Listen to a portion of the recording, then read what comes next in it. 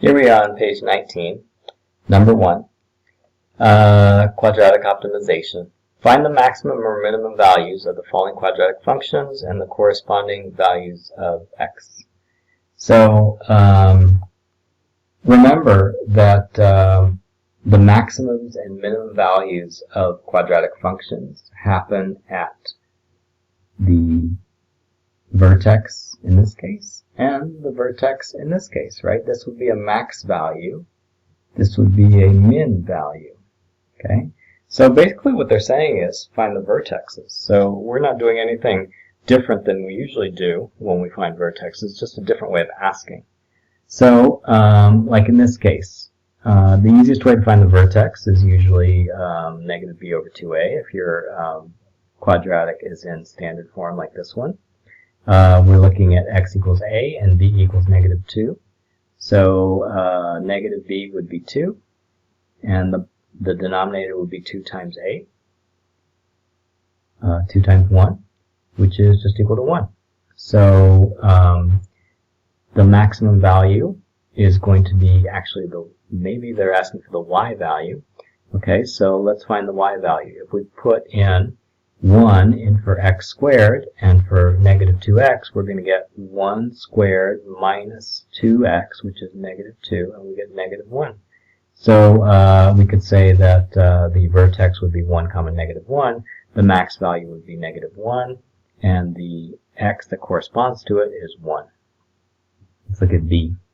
b is trying to fool you because it put it in a non-traditional order here. Usually we'll put the x squared term first so that it's easier to pick out the a, b, and c. So in this case, the a is actually negative 1, not 7, right? So we'll put that in. We'll put x equals negative b, which is negative 2, which is positive 2, over 2 times a, which is 2 times negative 1, which is negative 2. So our a value is negative 1. Our y value would be 7 minus 2 times negative 1, negative 2 times negative 1, which is positive 2. Negative 1 squared is positive 1 minus 1. So that'll give me 8. So my values are negative 1, comma 8. Same thing on this one. They're trying to fool you here by putting them in a non-traditional order. Put them in the order of decreasing power of x's, and we end up with this. To find the vertex here, we need to do x equals negative b over 2a again. So we're going to put negative b, which is negative 2, over 2 times a, which is negative 3. So that would be 1/3. And what would be the y value that corresponds to that? It would be, oh my god, look at that. It would be negative 1/3 times 1/3 squared, which is 1/9, plus 2/3 plus 8. Negative 3 over 9 is equal to negative 1/3. 2/3 minus 1/3 is 1/3, so that's equal to 8 and 1/3. So the vertex we just found is going to be 1/3 and 8 and 1/3. And is that going to be a minimum or a maximum? The way you can tell is if you look at the a value. The a value here is negative 3, right? If it's negative 3, that means it opens down, so that means that what we just found is the maximum, right? All right. What about these others? This one here, the a value is negative, so that means that it opens down, which we also found a maximum. And this one here, the a value is positive 1, so that means it opens up, which means this is a minimum. Okay. Let's do this one here. So we have x equals negative b, and 1, negative b is negative 1, over 2 times 2, negative 1/4. Okay, and then if we're looking for the y value, it would be 2 times 1/4 squared, which is 1/16, plus, or minus 1/4, minus 1, which is going to be 1/8 minus 1/4 minus 1, which is equal to negative 1/8 minus 1, which is equal to negative 9/8. So we could put that the vertex is negative 1/4, negative 9/8. And is that a maximum or a minimum? Well, if we look at the A value is positive, so that means it opens up, which means this vertex is a minimum. I want to show you another way to do this. You can do it with the calculator also. You can just type this function into the y equals screen. We're in the y equals screen, and then we'll put in this function 4x squared minus x plus 5. And we'll graph it. And then we see that we're looking for a minimum here. We're looking for this minimum right there.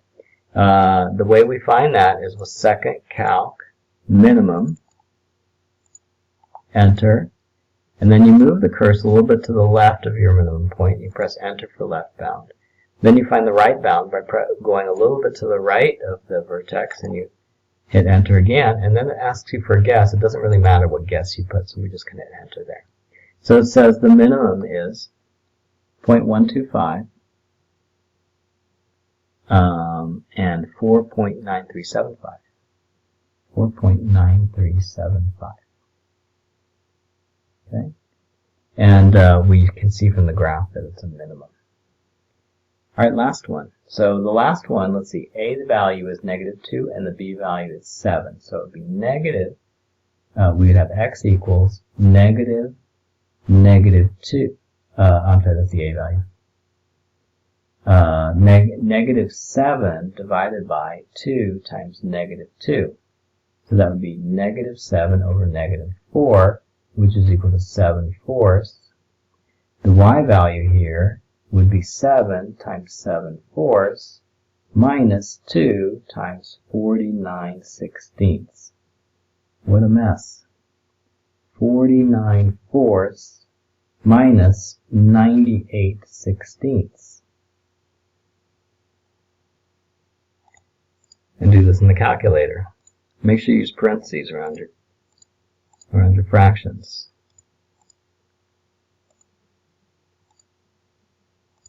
If you want to do this by hand, more power to you. 6.125, also known as 6 1/8, right? Okay, so that's the y value. So our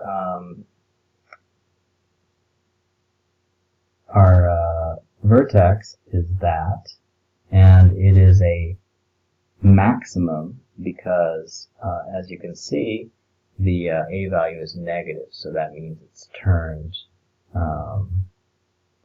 the A value is negative, so that means it's turned down, so that means the vertex is the maximum point. Okay, let's go down to number 3. A rectangular plot is enclosed by 200 meters of fencing and has an area of A square meters. Show that A is equal to 100x minus x squared, where x is the length of one of the sides, and that the area is maximum if the rectangle is a square. So a rectangular plot is enclosed by 200 meters of fencing. So we're going to write two equations here. One is the length of fencing equation. We know that the total is 200, and the components would be each one of these sides added together. Let's see, we have x is one of the sides. Let's call the other side y. And so this would be y, and this would be x also. So if we were going to add up all sides of the fence, and to get the total length of fence, we would have x plus y, also known as 2x plus 2y. And then we also have another equation because we know that the area is equal to x times y, and they're asking us about the area, so we need that equation too. We're going to need both of these equations. Now what we're going to try to do is we're going to try to eliminate the y from the area equation because they want to make it look like this with area on the left side and only x's on the right side. So how do we get rid of the y? Well, let's find an expression for y from this here. So let's isolate the y by subtracting 2x first. So we'll subtract 2x from both sides. We have 200 minus 2x equals 2y.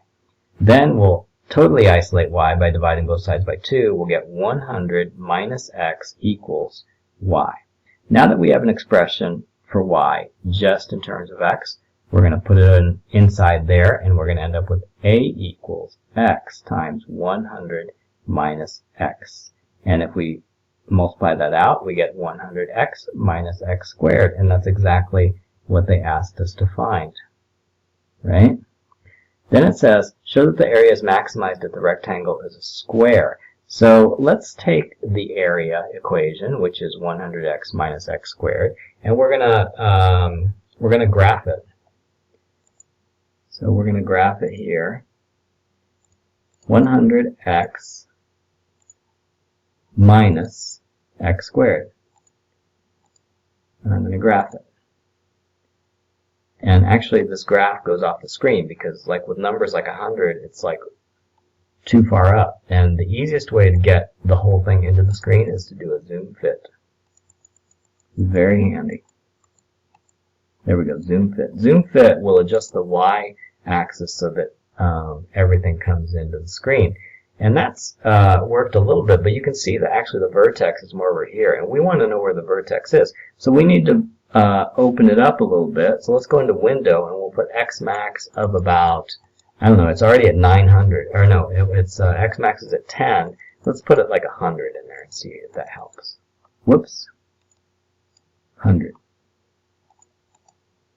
Now we're going to graph again.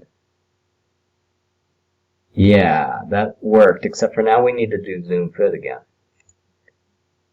Zoom fit. And then everything's going to fit, and then we're going to see the vertex, and then we can solve this problem. Okay, there's our vertex right there. So let's see what the vertex coordinates are. We could use second calc maximum like we have on some of these other problems. The left bound, we're going to move it a little bit to the left of the vertex, press enter. Right bound, we're going to move it a little bit to the right of the vertex, and then press enter. Guess can be anything, so we're just going to enter. And the maximum coordinate says 49.9999, which is the same thing as 50, right? So we're going to have x equals 50, and y equals 2500.